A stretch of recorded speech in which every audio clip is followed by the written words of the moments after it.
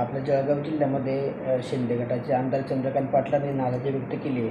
त्यांचं म्हणणं आहे की भाजप आम्हाला दरवेळेस निवडणुकांमध्ये वापरून घेतं आणि नंतर मग आम्हाला सहकार्य करत नाही. आमदारकीच्या वेळेस आमच्या विरुद्ध उभे ठरतात, बंडखोरी दिले जातात. या संदर्भात भाऊ आपली मुंबईला पण पक्षाची बैठक झाली आहे. नेमकं काय धोरण ठरलं आहे बोलून? साहजिक आहे, मागच्या काळामध्ये काही गोष्टी घडल्या आहेत, पण यावेळेस आमच्या महाराष्ट्र लेवलला बैठक झालेली आहे आणि त्यावेळेस देवेंद्र भाऊ असतील किंवा इतरांना पण आम्ही ही गोष्ट सांगितली आहे की मागच्या काळात लोकसभेमध्ये आम्ही काम केल्यानंतरसुद्धा विधानसभेमध्ये आमच्यासमोर बंडखोर उमेदवार उभे केले गेले होते.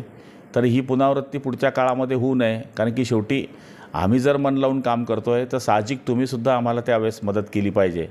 ही अपेक्षा ठेवणं काही चुकीचं नाही आणि मला असं वाटतं की मागच्या काही ज्या गोष्टी घडल्या आहेत त्या पुढच्या काळात घडणार नाही असं आश्वासन वरच्या लेवलला महाराष्ट्र लेवलला आम्हाला दिलेलं आहे. आणि आम्ही मागच्या काळातही आदरणीय मोदीजींचं काम केलं होतं, त्याच्या मागच्या काळातही केलं होतं. 89 सालापासून उत्तमराव पाटील या मतदारसंघामध्ये उभे राहतात. त्या काळापासून एक 13 महिन्याचा काळ सोडला तर आजपर्यंत इथे भारतीय जनता पार्टी शिवसेनेचा खासदार आम्ही निवडून दिलेला आहे. त्यामुळे यावेळेसही आम्ही काही कुठल्या गोष्टीची कमतरता करणार नाही.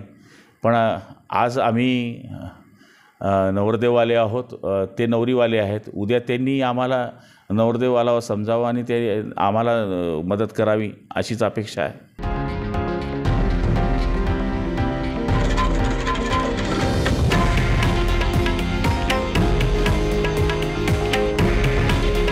हे आहे देशातील नंबर 1 न्यूज नेटवर्क आणि आपण पाहत आहात TV9 मराठी. काळजी तुमची, हित महाराष्ट्राचं.